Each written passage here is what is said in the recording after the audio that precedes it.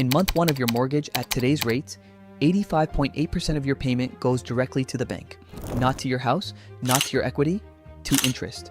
If you felt like the math on buying a home in 2026 stopped adding up, you were right, it did. I went and pulled the actual numbers on every major housing market in the country. Here's what they show. I'm the honest analyst. I don't tell you what to think about the housing market. I show you what the data says, and I label my opinion as opinion every time I give one. So here's the claim this entire video is going to test against the numbers.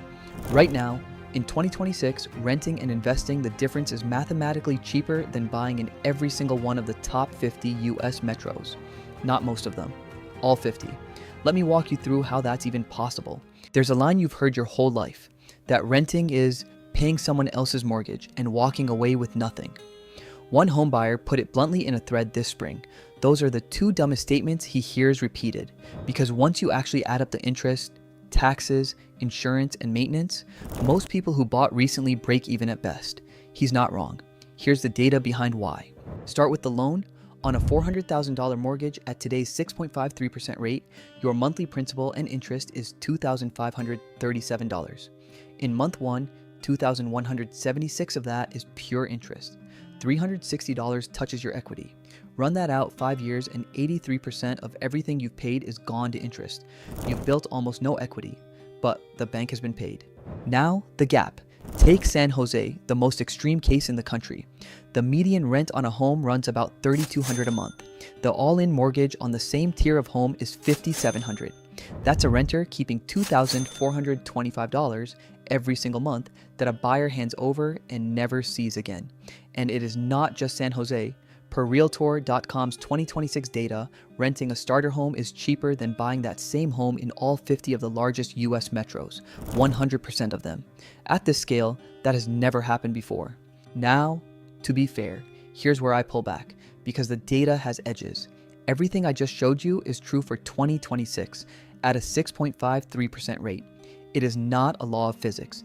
If you buy and plan to stay 10 years or more in a market that genuinely appreciates, the equity math can swing back in your favor. That brutal early interest hit gets diluted over time, and the buy side has a serious voice. Financial author Morgan Housel, who has written that renting was one of the best financial decisions of his own life, still went and bought a home. He was honest about why, not as an investment, but for stability once he had a kid. That's the part the numbers can't capture. A home is a lifestyle decision first and a financial one second. The data can tell you the cost. It can't tell you what that cost is worth to you. So here's the gap that won't hold forever. Right now, there's a chasm between the cost of renting and the cost of buying, and it resolves one of two ways. The data doesn't support a third. Either mortgage rates fall far enough that buying costs converge back toward rent, which helps every buyer sitting on the sidelines and reopens the case for equity, or rates stay elevated, prices stay flat, and the rent advantage hardens into the new normal, which means the renter who invested the difference walks into the next decade with a portfolio the buyer never built. Remember the math. $1,000 a month invested at 8% is $182,946 in 10 years. Here's my read for whatever it's worth, and this is interpretation, not fact.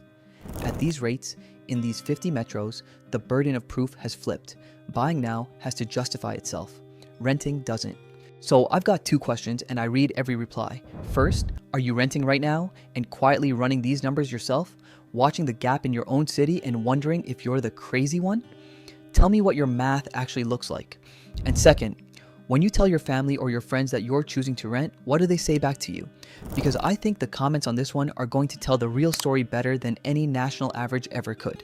Renting was never throwing money away. For most of America in 2026, it's the only move left that still keeps the money in your hands.